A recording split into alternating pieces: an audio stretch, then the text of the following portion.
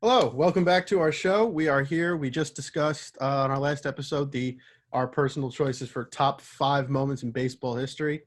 Now we're going to talk about our personal favorite moments that we witnessed. So ain't nobody going to be yelling at us about the Earthquake World Series. There's going to be no discussion of Joe Carter's walk-off because unfortunately we're not old enough to really see it. So we're really aiming for like the age 3. So 96 onward is basically what we're going to be going for, because we didn't see anything before we were 3 years old. So I know there's going to be a lot of Yankee stuff on Mr. Edwards' list. I went back and forth on this, and I mean, as you had admitted and gave to the audience, like I got a lot of Yankee moments on my list. So starting off, I got the 2000 World Series, right? I've got the 2000 World Series because I think that speaking to the aura of New York again, whenever there's a New York versus New York rivalry, the city just hits different.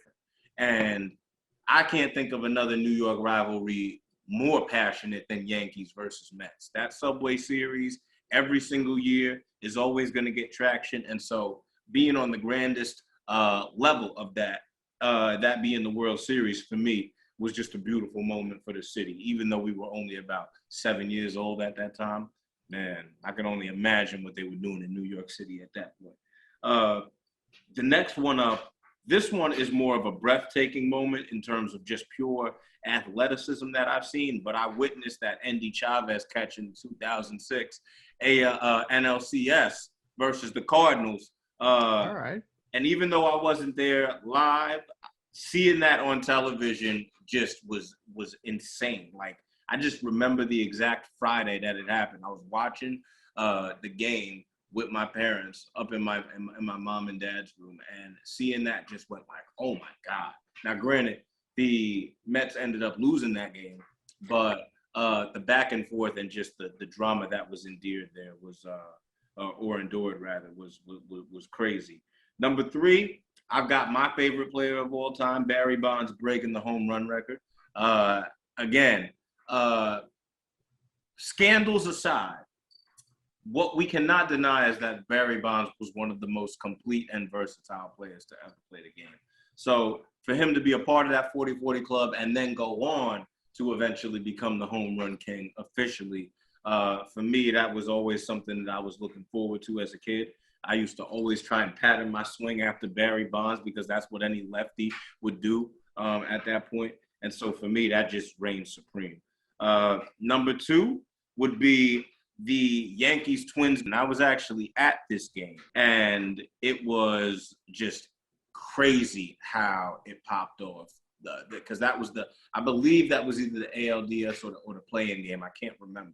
Just drama within those later innings that ultimately culminated in a Yankees victory. And for me, like that just again reigns supreme in terms of best moments and moments that I've witnessed.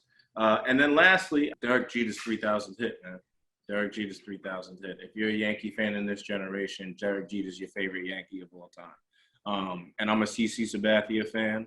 And Mariano Rivera, I mean, that's just self-explanatory. But Derek Jeter was Mr. Yankee, still is Mr. Yankee, the captain. There's nobody that's ever going to be like him in New York history again, let alone baseball history. And so to see him get that milestone on a home run, nonetheless, was very sentimental for me to witness. And I got his shoes in order to go with that. So, shout out to them Flying Knit ones. While it is not on my top moments, I was at that game.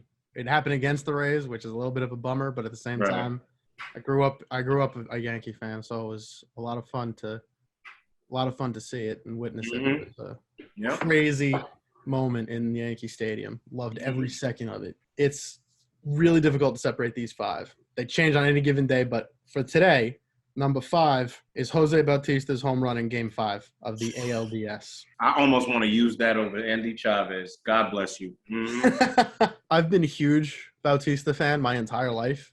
True. I love the way he swings the bat. I love his home run power. I loved his attitude. Like, he's kind of a jerk, but it was so much fun to watch him. It was great. The whole 7th inning of all that insanity, the pitch getting knocked, the catcher throwing the ball off the bat, 3 different errors by the Texas infielders. Yep. And then the home run right after an RBI bloop single. Absolute insanity. Watching all of Canada basically go nuts was a lot of fun. Just like you remember where you were for the Endy Chavez, I remember exactly where I was. Granted, this was only 6 years ago, but I still remember exactly where I was and exactly how I reacted when I saw that. It was absolutely insane. I think I exuded more emotion on that one than just about anything else I've exuded emotion about on my list or in my life. Number 4, because they didn't end up winning the World Series, the entire Rays season of 2020 is my number 4.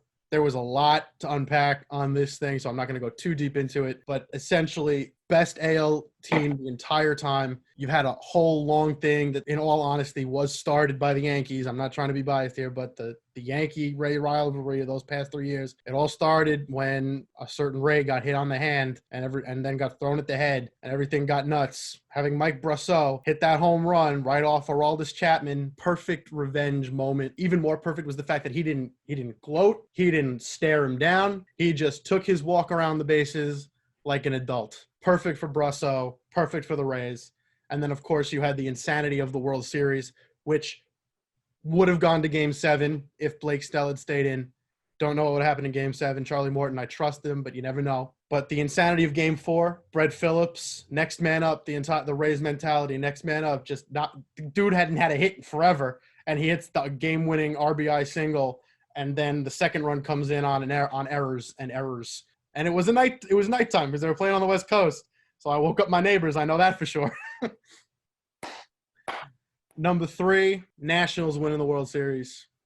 And specifically, the Howie Kendrick Grand Slam in the NLDS against the Dodgers in Game 5.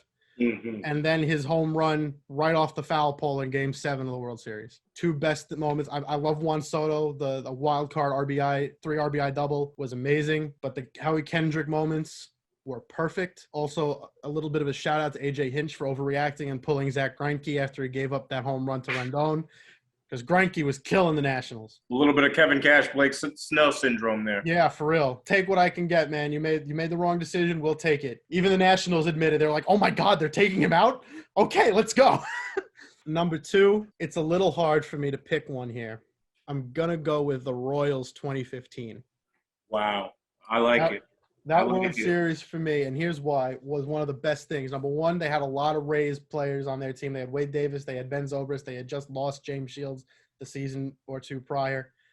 So there was a lot of that going on. There was a lot of small ball and a lot of bullpen use. They had a perfect bullpen. I had a lot of respect for that tandem of Herrera and Davis and Holland. And then when Holland got hurt, it was Herrera, Davis, and I want to say Montgomery. Mm-hmm. Yeah. But I'm not entirely sure who the third person was. I can't remember. Forgive me. After the 2014 heartbreak of not sending Alex Gordon around home, personal anecdote here, when he stopped at third base, I was in college, and there were roommates who can attest to this. I pointed at the TV, and I said, they're winning it next year. No one on the face of the earth thought the Royals were going to win the AL Central, let alone the World Series. Yep. Everyone on ESPN was like, there's no way. They're done. It's over. It was a nice moment. They're done. Right. They won the AL Central. They were down against the Houston Astros in Game 4. Johnny Cueto, Yordano Ventura, amazing postseasons. Took down the Jose Bautista home run Blue Jays. And perhaps the greatest rotation, theoretically, in all of baseball. They took out the Mets. Yep.